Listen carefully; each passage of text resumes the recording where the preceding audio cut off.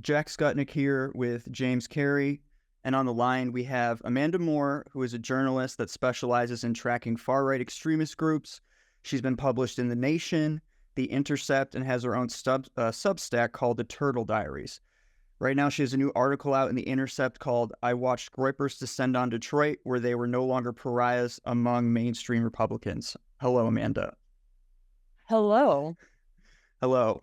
Okay, so for background here, can you start by telling us about how you got into tracking far-right extremist groups and, what do you hope the public gets out of your writing? Yeah, so I went undercover in the far right for a year from November 2020 until October 2021. And so I got to kind of meet a lot of the people that I now write about, or at least their friends. But obviously that is not what started this for me. I grew up in a very conservative household, and I rebelled by becoming a libertarian. And so I was very involved in the Libertarian Party for a long time. And I kind of watched as, we let the party be taken over by, people who ultimately ended up in jail for storming the U.S. Capitol. I watched as we rolled over for people who marched in Charlottesville, and for, really just kind of in some ways becoming like the official Libertarian Party, becoming more like the party for Trump. And so I think a lot of now what I focus on is, that happening within the Republican Party. A lot of these same actors who went, this Ron Paul to fascism pipeline are now, in with people like Nick Fuentes, and they are also kind of working within the GOP, whether directly for a state or county, a GOP, or for like a 501c3 or something, that is affiliated with the GOP. And so, I'm hoping that the Republicans learn the lesson that the Libertarians just really couldn't ever seem to learn, which is that you shouldn't let Nazis in your party. Well, I mean, we're all upset by the Mies Caucus or whatever. Tough for them. Tough here. But that's how we originally met, is we both knew a certain GOP elected party official from out in the western part of the state, which I think has been interesting to me. Is you've been documenting it for, like you said, about 4 years now, since COVID, since you really started going in as the Turtle Diaries. Yeah. So we knew somebody doing that in 2020, going after the Stop the Steal stuff. So what level of infiltration, or do you think we're reaching now, and how normalized do you think it's becoming? Extremely normalized. So at this point, the Republican Party is MAGA. I mean, there's no point in my mind of kind of having this distinction. If you're, I always would say, I'm a small L libertarian. I'm not, a capital L libertarian, even though I was involved in my local party in Dallas. And that is, I think, kind of the distinction that needs to be made. So the Republican Party itself just is the party of Trump. And unfortunately, what's happened with Trump is that, these people are welcome, like Laura Loomer, looking at the top level at Trump himself. You've got Groypers working directly for Team Trump. You have people like Laura Loomer in Trump's orbit. You have, Nick Fuentes, the end of the day, he went to Mar-a-Lago and he had dinner with Trump. And if that's not enough, when I was in Detroit in June, there were people at these things, these Nick Fuentes events, who go to Mar-a-Lago and in some cases have been going their entire lives because their families are connected. So I think, when it comes to the actual Republican Party, I think it's pretty much it's becoming one and the same. Yeah. Can you talk about because you alluded to I met you at the Turning Point USA People's Convention in June, as you said. And you were there tracking the American First Political Action Conference, which is a shadow conference that follows around the more mainstream conservative events. Can you talk a little bit about America First and its founder, Nick Fuentes? Sure. So Nick Fuentes got his start in high school. He was, doing all of these like shows for his school, and then he ended up working for RSBN, the mainstream. I mean, at this point, mainstream, conservative network. Brightside Broadcasting Network, the one that basically live streams all Trump rallies now, right? Yeah. And I mean, so it's got to be, I think mainstream is the best way to describe it, right? Because it's Trump himself. Yeah. Rallies. Yeah. So Nick obviously went to Unite the Right, but he missed the Tiki Torch March because he had to work for RSBN, and they ended up firing him anyway because they're like, you did what? And I don't, now I don't know that he would be fired. And so, in the time since, he's really initially his stance was like, we shouldn't talk about Hitler. So if you would put Hitler stuff in his chats, he would ban you. He would say everything, but without really saying it, kind of speaking in code, dog whistling, all that stuff. And then the way I now describe Nick to people is like, I always say, do you remember when Kanye West was like, I love Hitler? And everybody looks horrified and goes, yes, I remember. And I say, well, do you remember the 24-year-old white kid sitting next to him? Because that's Nick Fuentes. And they go, oh, what an asshole. And so that now kind of sums up Nick. He's really leaned into the Hitler stuff. He's really leaned into saying the quiet part out loud. Unfortunately for us, he's been doing this forever, running the show in high school and then, working for RSBN in college. And he's a very skilled live streamer. He's also syndicated on InfoWars for a while too, right? Is that gone now or? Well, I don't know that he was syndicated on InfoWars. Alex Jones still has him on, and then they still do stuff together. And then Nick has Cozy.tv because after January 6th, obviously everybody got in trouble. They lost their socials. He's one of the people who all of his DLive and all of his streaming networks were like, you can't stream here anymore. So he started his own. It's called Cozy, and that still runs InfoWars too. So you can watch Alex Jones through Nick's program as well. So he he's very skilled. He's very, very entertaining live streamer. He's not personable in real life at all. And I don't he gives speeches in person. Really? Yeah. I mean, this is the feedback I hear from a lot of groupers is that he was arrogant. He's 24 years old and he's famous in those worlds. So I mean, of course he's an asshole. But he's entertaining to watch and people love it. They love to watch him. And so he started throwing, of course he's banned from Turning Point. Me and Nick have that in common. We're banned from Turning Point. We're banned from CPAC. Yeah. And so he had a Groyper war a few years ago, 5 years ago, I guess now, where his minions, his Groypers, as they call themselves, would go to Turning Point events, and during Q&A, they would either ask bigoted questions or they would dog whistle. There was one guy who got up and just said, Charlie Kirk, the leader of Turning Point, you went to Jerusalem for your honeymoon. That's amazing. I hear Israelis are great dancers. Everyone Googled dancing Israelis, which is, of course, a reference to a then obscure conspiracy theory that, there are Israeli people dancing in the streets after 9/11. So he launches this Groyper war, whatever. They're doing that. And then he's like, we're going to pull out the big guns and we're just going to have a fucking conference next to CPAC.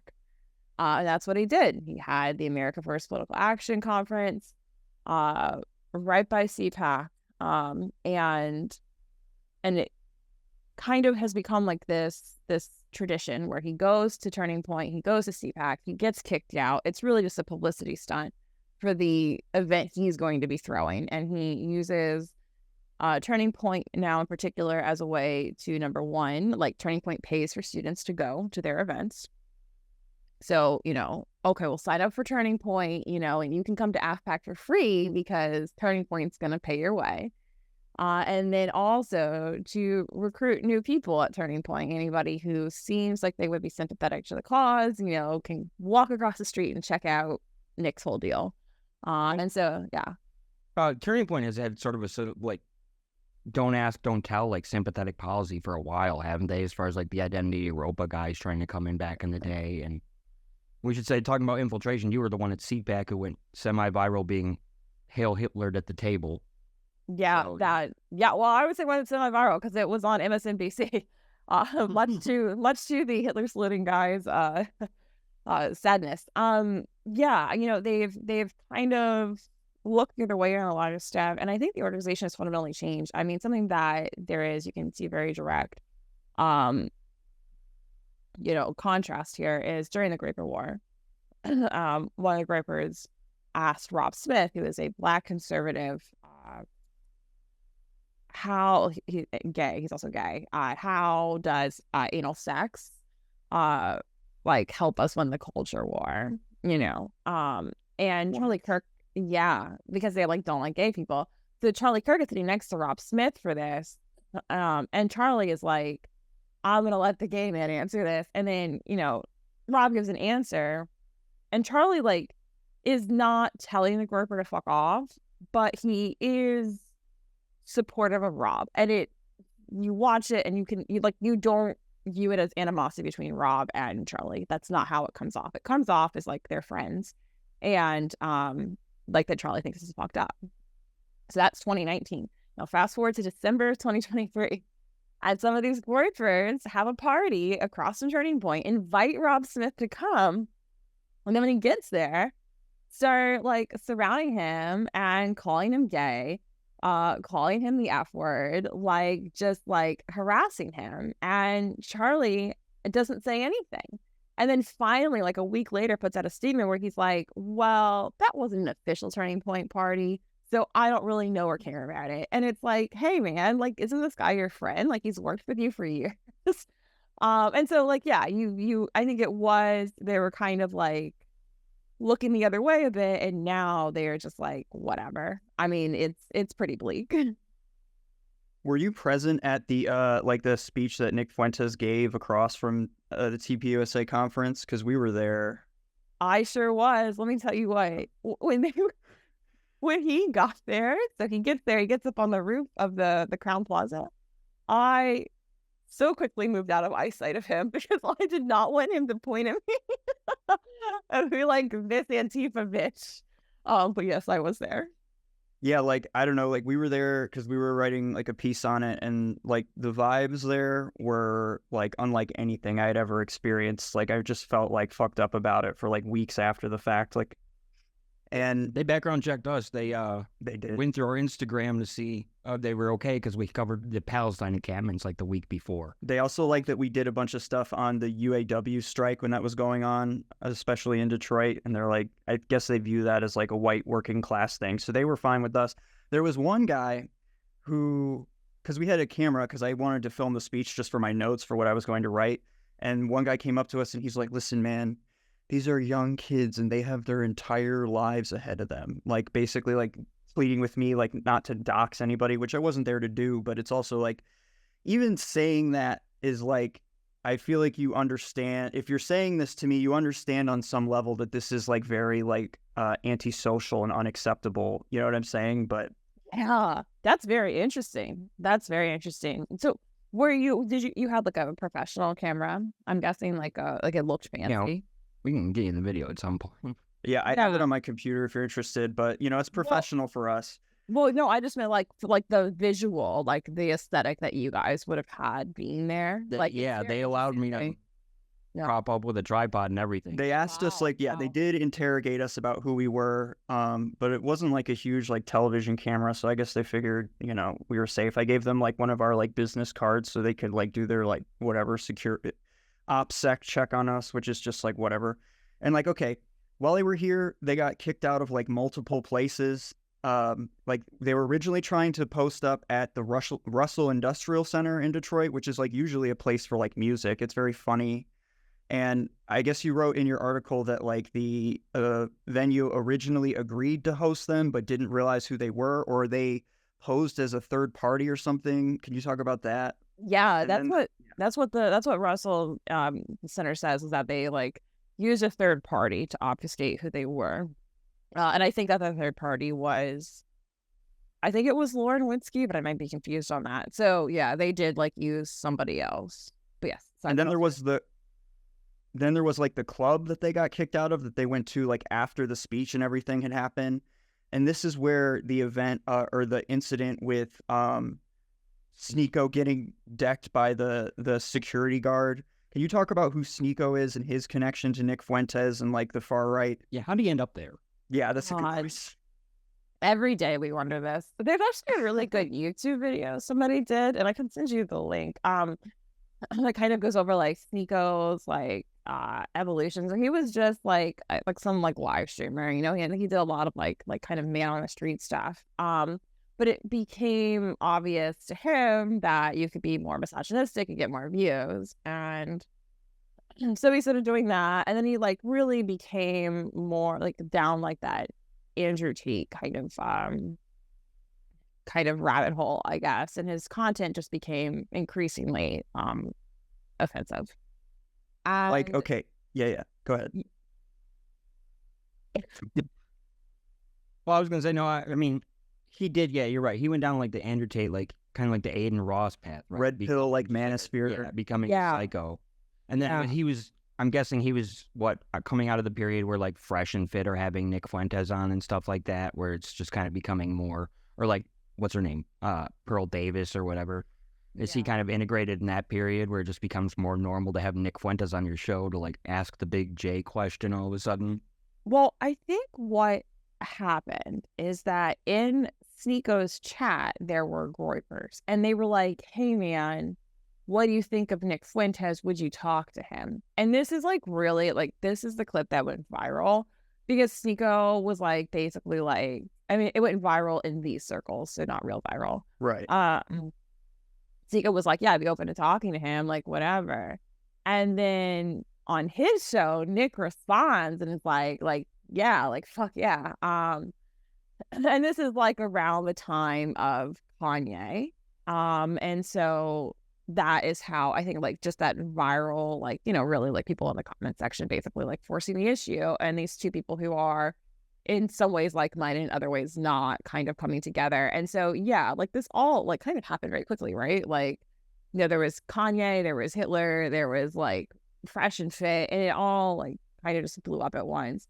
And then Sneeko, because he was famous, I mean, he like to that demographic, he far more, you know, followers and viewers than Nick. And Nick used to have to defend it and be like, look, like, you know, Sneeko can't like say the stuff that we say because look at his followings, like, and we need him for that. We need his followings. You know, like, but then all of a sudden, you know, he's like dancing to music, praising Hitler, like, you know, like wearing like Yay 24 stuff. And you know, ultimately what happens to Sneeko is he gets deplatformed. You know, he loses his YouTube, he loses whatever streaming that he's, you know, monetization, and YouTube's holding his money hostage. That's what they do when they kick you off. They don't give you your last payout. And then he does a stream where he's like, I'm so sad because like my parents and friends are so disappointed in me because of all the Hitler stuff. And it's like, yeah, man, like you fucking idiot. And like, of course, everyone's disappointed in you. But you know, like that. yeah. So that is like Sneeko, like really leading into it, and you know, and now I guess he's kind of stuck, like whether he wants to be or not. I don't really care. It's not my problem. But yes, he came out to Detroit to hang out with Nick and go to AFPAC and ultimately get punched in the fucking face, which is pretty funny. That video was amazing. Yeah. I mean, Yeah. I originally became aware of Sneeko because he and Nick Fuentes were featured on the No Jumper podcast. And, you know, I knew No Jumper, you know, the hip hop podcast, like they kind of like dabble in like the red pill manosphere stuff. And then all of a sudden, like it comes across like my phone on YouTube, like Nick Fuentes on No Jumper. And I was like, Jesus Christ, like how is this even possible? You know what I'm saying? Yeah. And like Sneeko was on there. Like, it's funny, like it was very strange, like how he was trying to like run cover for Fuentes, like on this, because the host is asking him stuff about like, didn't you say something about how you don't believe in like interracial dating or marriage? And Sneeko interjects immediately, like, that was a joke. That was clearly a joke. that was a joke. And then he like looks over at Nick and is like, that was a joke, right? And Nick is like, no, I did say that. And what I meant is blah, blah, blah. And it's just like, he's trying to give Fuentes cover, but Fuentes like doesn't know, his whole thing is like, he doesn't do that, right? He doesn't dog whistle or anything. Yeah. It was a really weird interview. And I also, when I got the notification for it, was shocked. I was like, what the hell is this? But yeah. Well, he did the same thing to Fresh and Fit, where he's getting mad at that. He was like, they were like, you don't believe that interracial marriage should be illegal. And he's like, yeah, I do. So it's very strange. You're right, because he did used to kind of dog whistle. Obviously, one of his big early moments was the stupid like cookie problem, right? Yeah. How many? Yeah, there's no graves, folks, or whatever. And he does, yeah, exactly, like standard Holocaust denial math. But like, yeah, now it seems like he's very much more open, to the point where he was, like you said, going on these streams with a lot more audience, like a lot bigger audience than him, where he's just openly saying like, yeah, I don't support interracial marriage. Has that really been like the shift over the last couple of years? Yeah, it is the Kanye effect. Kanye made Hitlerism cool. So Nick's whole thing was, we need to get inside the system, and you need to get jobs with Turning Point. You need to get jobs with, like with GOP officials, and work from the inside. And then it wasn't that. And then he gets fired from everything. And so he's like, he's also like a young person, right? So his way of handling things is changing as he grows up. I mean, he was doing this at 17, so like quite young. I mean, these are the guys who managed to get like the Soldenrod Ron DeSantis ad and stuff too, though, right? Oh, we can talk about that. Give me a second. So like, yeah, so that like, but for Nick himself, and his thing has always been, you need to toe the line. My followers, like, I'm banned, but when he was banned from Twitter, you guys need to get the message out there, and like really need to memorize the terms of service everywhere you post, so you know exactly what you can and cannot say. And but then Kanye, one of the like biggest, most famous hip hop artists and producers in the world, is like, I fucking love Hitler. And so Nick is like, hey, me too, and it became cool because Kanye, like made it cool. And Nick has always been starstruck by Kanye West. He's always been a huge fan of his, like, for years. And so, yeah, I think it really is just the Kanye effect. There was like, Blood Tribe. They're the people with like all the swastikas, and they go out and like chant like, why are our problems, why are our solutions, and Hail Hitler. So like Nick shared them in his Telegram channel when like a little bit after, maybe 6 months after the Kanye Alex Jones thing. Blood Tribe did a stunt, and Nick shared the stunt on his Telegram channel. He's like, this is so cringe. Maybe we should cool it on the Hitler stuff so people don't think we're like them. Like that's the journey that we've come to now. All right, I want to move forward here a little bit. I originally became aware of you with your article that was called Undercover with the New Alt-Right, which you kind of alluded to that time period earlier about when you went undercover for 11 months. Can you talk about your time with Alex Nelson? Yeah. So I met Alex Nelson at Turtle Point USA at a Republicans International enrollment. And what year was that? 2021. It was July 2021. And we had been at the same stuff, in the past. But we never talked. And he eventually talks to me at some Turning Point like party. And it's our first one-on-one conversation. And out of the gate, he's like, what do you want for America? And I made up some bullshit answer. And I said, how about you? And he goes, like, a friendlier Nazi Germany is what I want. Yeah, so I was like, well, this guy, we need to be friends. Like, that is his stance. It's like everything that, Richard Spencer, like, is now supporting, where he's talking a lot about, like, the EU or whatever, like, Alex Nelson took that stuff to, like, its most extreme ends. So just wants to kick out, everybody who isn't white from American cities, in particular New York, which he would like to make the capital of the country.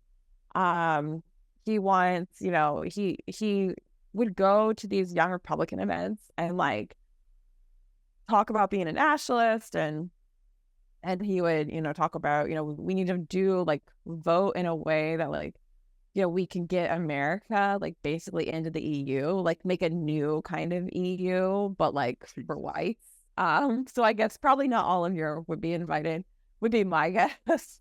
How do you get pretty liberal with who's white in Europe nowadays? Yeah, you're like, I don't know if Eastern Europe is super included in this. And and he had a European American Community Club, which was basically like a white supremacist club, but international. And so that was his whole deal. As far as I know, he's still allowed at Turning Point. And he was also working for Joe Kent very briefly in Washington State. Okay. Yeah, I went out great. to Oregon. He lives like in Washington or Oregon. I think his family's kind of in both. And there was supposed to be a race riot that we were going to have a picnic together and watch the race riot, like it was the Battle of Bull Run. And unfortunately, the Proud Boys who were going to instigate this riot ended up having it in an abandoned Kmart parking lot, and they ended up flipping over their own vehicles and tear gassing themselves. So instead, we just drove around for 8 hours and talked about ways to make America more white, because obviously we were not going to go flip our car over and tear gas ourselves. Yeah. Incredible stuff. Sounds like a winner. I also wanted to ask you about your run-in with Ryan Sanchez and that iconic picture of the two of you together where you have your head down and your middle finger up. Can you tell us a bit about that? Yeah. So Ryan Sanchez we can sum this up by saying he was kicked out of the United States Marine Corps for being too much of a Nazi, which is like an impressive feat. Like, you really got to work hard at that. So that's the level of that we're at. He was a member of RAM, just like this like white supremacist like street fighting gang. And he also live streams on Nick Fuentes' Cozy platform. Rizzless streamer, awful streamer, completely boring. Complete opposite of Nick. Very charming in real life though. So he's kind of like Nick the opposite. And so I was at CPAC, and earlier this year, last year in 2023, they gave me press credentials for CPAC, no problems, whatever. This year, all of a sudden, my undercover article is out, and I am interview number 1. They come and take my credentials off my neck and tell me I'm on a red flag list and should never have been allowed access to CPAC. But awesome. Yeah. So it's at a Gaylord. If you've ever been to any of the Gaylords in this country, they are kind of set up like I call them a campus, because it's like huge buildings, usually fairly isolated city blocks, not even cities, like kind of fake cities built up around them. And it's just massive. And so when they kicked me out, they were like, you can stay on the property. You can even stay inside the Gaylord Hotel. You just can't come to the areas where you have to show a badge. And I'm like, great. So I sat in the lobby, and throughout the days that I was there, I eventually just ended up pulling up a chair facing me, next to me, because people will come and give me their grievances with me and tell me how much they fucking hate me. Or they would just say it like Ryan and his friends and try to convince me I need to have white babies. And it's like, guys, I did this for a year. It didn't it didn't stick. So it's not going to work in this conversation. So Ryan was with Greg Conti, who was like Richard Spencer's bodyguard for a little while. And then he was with this guy, Colton Bust, who I doxed because he is a Nazi, who was also kicked out of the Washington State Republicans because of me. And some other like corpers whose names I know but will not use, because as of yet they haven't done nothing in the real world to matter. And being liberal about who's European, Fuentes, Sanchez. What are you doing here? I know. Well, and so then my stalker is Argentinian. So like, Nick and Ryan are both like, their skin is white. My stalker is Argentinian, but his skin is not white. But he's like always so furious because he's like, if they can be white, why can't I? Because my stalker is the neo-Nazi. it's crazy. It's like very fun to like watch this like internal strife happen because like if they ever got their way, the Sanchez's, the Fuentes's, they're gonna go. Like they're not keeping these guys. So yeah, so they come up and they're talking to me and like all day, by the way. I mean, this is like hours of this. Like other journalists are like, are they always so weirdly sexual with you? What is going on? And I'm like, yes, this is just how it is. Come up and just have like random conversations, shoot the shit with me, very bizarre behavior. And so I think this was like a little bit after Colton had told me I needed to say the 14 words. And he's like, say it right now. I'm like, get fucked. And then Ryan was like, let's take a photo. And so all I could think of was that photo that that journalist girl had with Richard Spencer that Richard took and then posted, and she got a lot of shit for it. And I was just like, I don't actually like care about this photo, but like I need the image to be like, I don't want this taken. I need to present that because I need to make it very clear because I don't want to turn out like her where people are like, oh, you're a fucking Nazi. Well, like it's bad enough they're sitting here with me for like an hour, And so I put my head down and gave the middle finger and Ryan took his photo. But unbeknownst to me, when my head was down, he also say-hi-ed and it was recorded and posted to Twitter. So I got to learn about it that way. But yeah, that is like that. And it was so weird because like if you watch the video, you can tell like Ryan, like they take the photo, Ryan is like laughing. And then I kind of just roll my eyes and we go back to the conversation, which was again trying to get me to say the 14 words. Like it's all so surreal. But yeah, that was the story behind that photo. Awesome. Yeah, he has like this really goofy like shit-eating grin in it. Yeah. Can you talk about your experience at the Capitol riot? Is this kind of like your like origin story into doing this kind of reporting? So I actually was at the there were 2 Stop and Steal rallies in DC before J6. And J6 was supposed to be the third one. So I went to the first one was like right after the election was called for Biden. I went to the first one and I went to the second one, and the second one was in December 2020. And I was like, this shit is so fucked up. Like the escalation between the November rally and the December rally was like unreal. And I was really concerned. I was like, something horrible is going to happen. And it's interesting that you guys said earlier, like the impact that Nick Fuentes thing in Detroit had on you.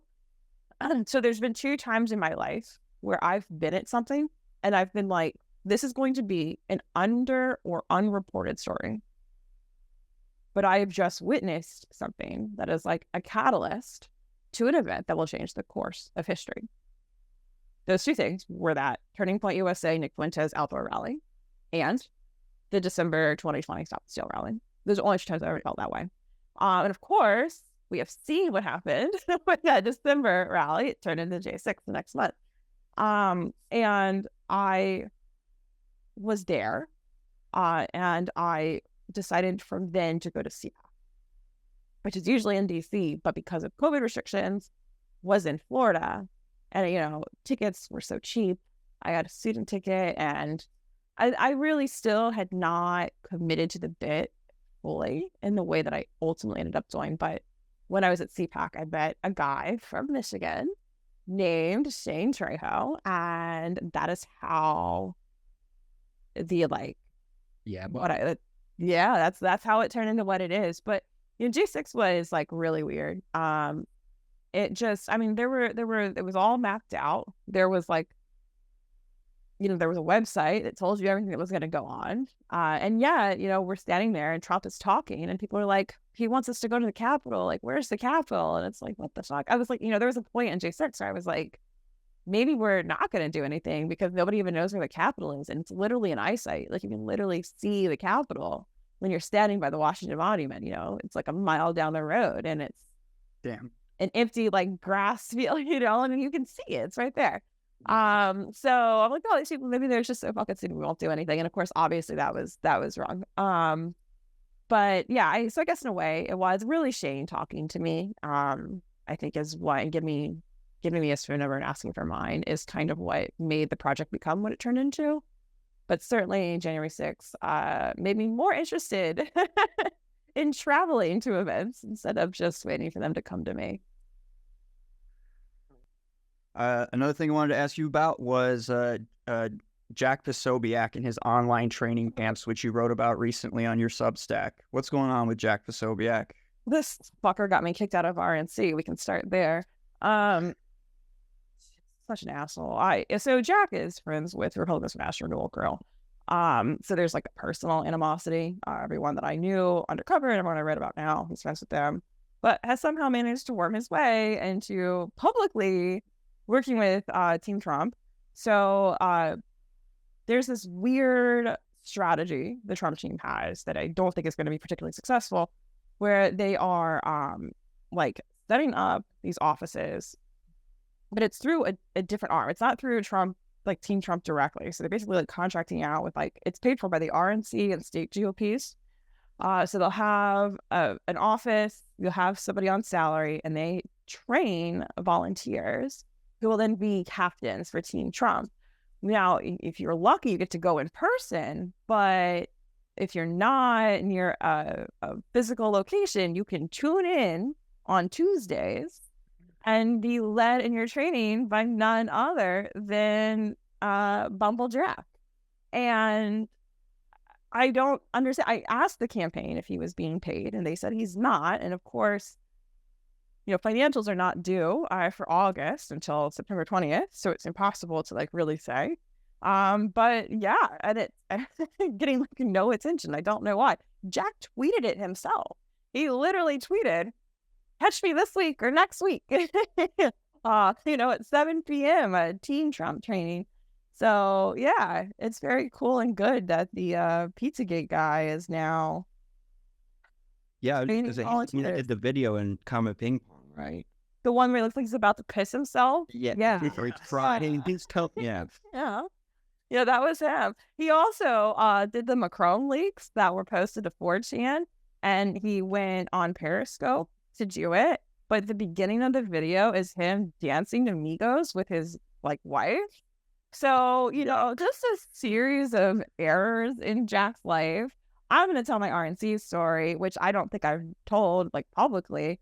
That Intercept article outed people who were delegates for RNC as having been at the Nazi rally. In fact, one of them was a featured guest of Nick's. And of course, this guy, his name is Mark Avagno.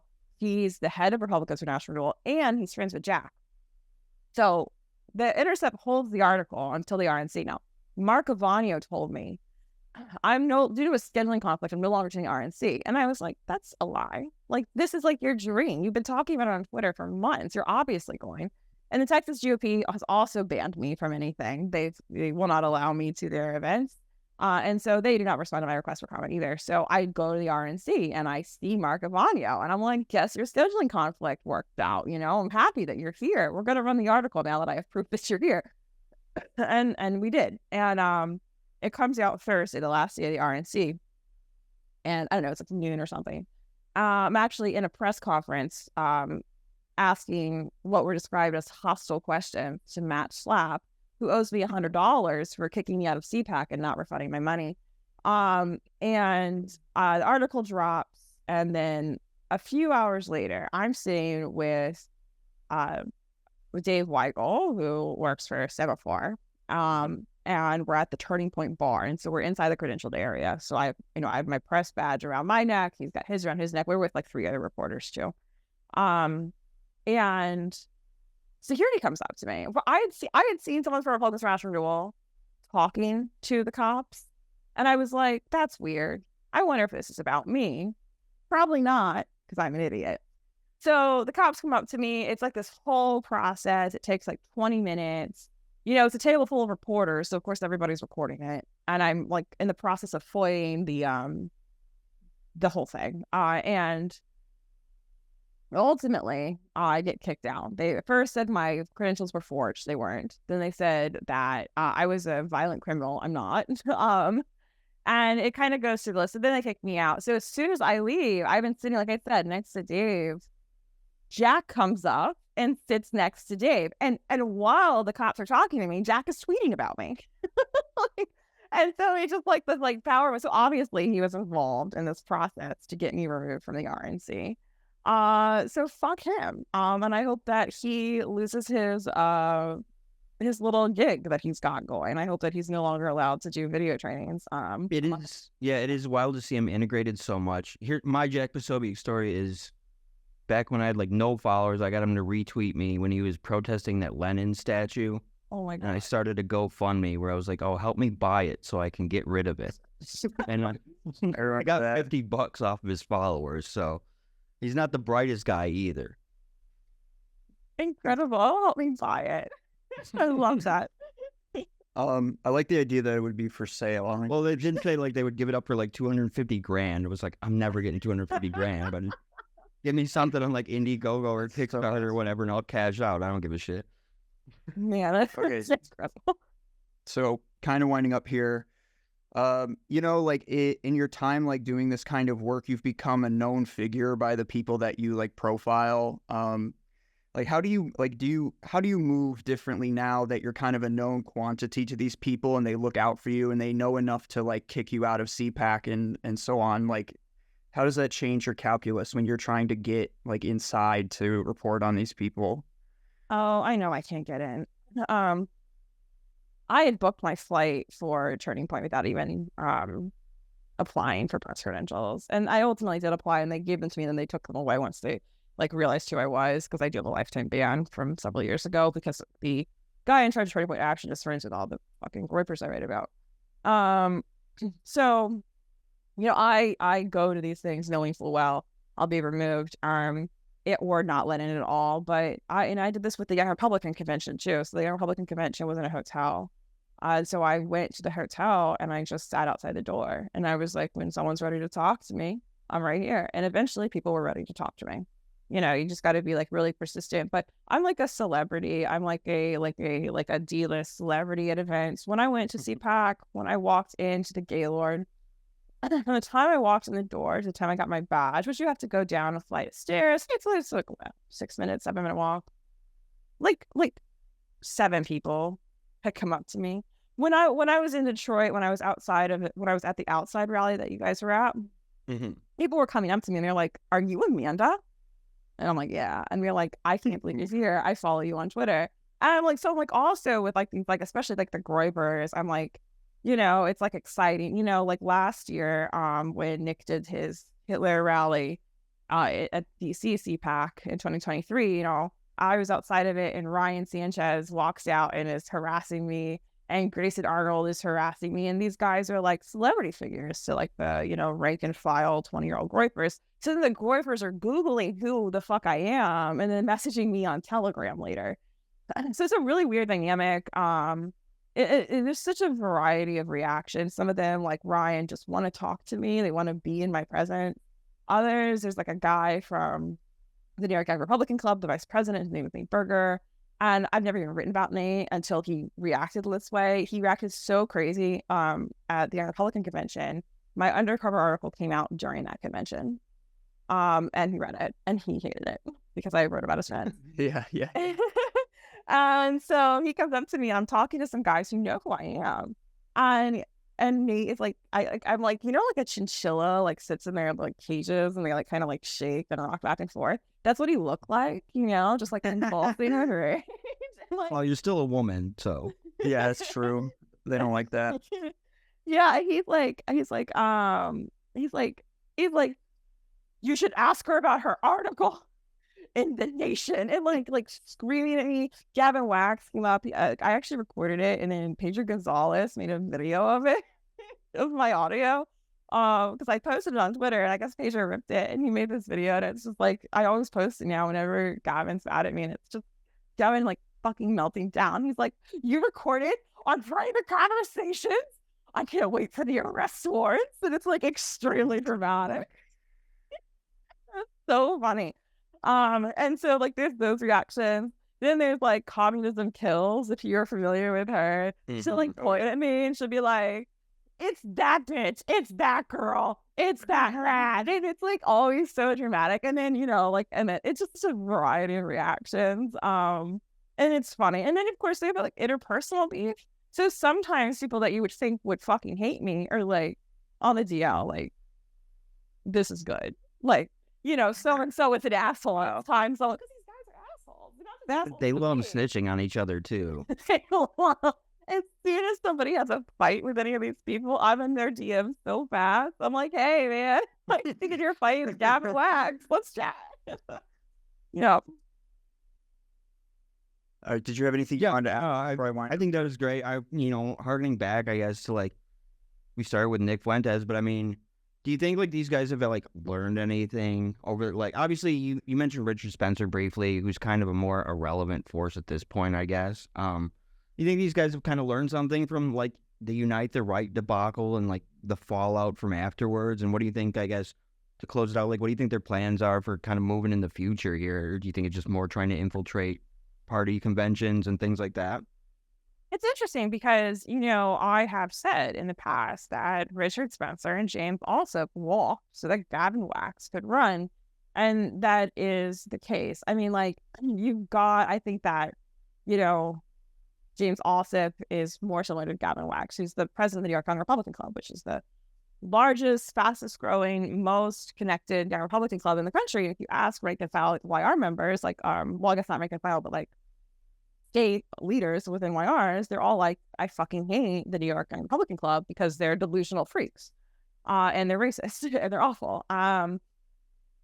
And so, but he's done this thing where James also, got a GOP position and was like a straight up white nationalist, and was able to kind of have his, cake and eat it too until he couldn't, until, he got outed.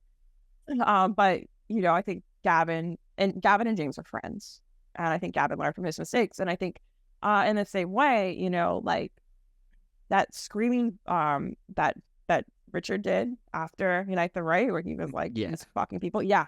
So like Nick learned from that. And I also think that Nick is more sincere. And I think part of that is his age. He's much younger than Spencer was at the time.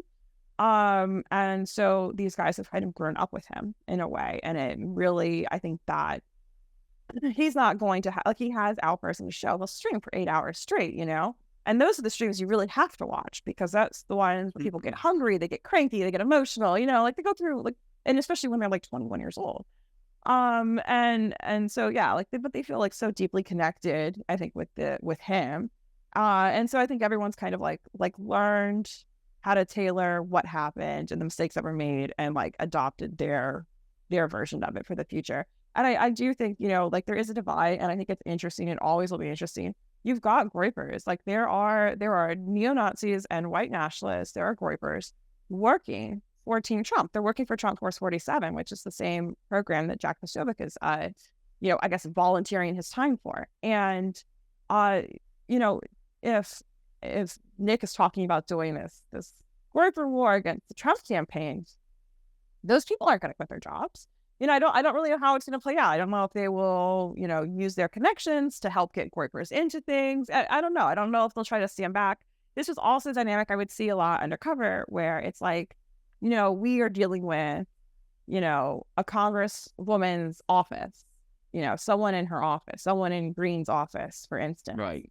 And that person is a fan of Nick, but they're not going to like go to AFPAC. Well, I mean, I guess obviously now they could, because she spoke at AFPAC, but like, I mean, yeah, right. We should say she did speak there. Later, she pretended she didn't know what it was or whatever. But yeah, she did. And she knew. Because Green did end up going. And she knew, because I know that her staff knew, because, that's who we were working with. And so, I think like you've got this thing where it's like, they're more like an alliance than anything else. And I think behind the scenes too, because Nick is like so like ridiculous, the stuff that he said that goes viral. I think what people don't understand is that like behind the scenes, like he like is deeply connected. He's like integrated into the Texas GOP at the highest levels. The billionaire donor that's funding the Texas GOP, like has the same views as Nick by and large outside of Israel. And So when Nick goes, last year he went in October and had a meeting with the PAC that gets all of the money from the billionaire, then disperses it, throughout the state.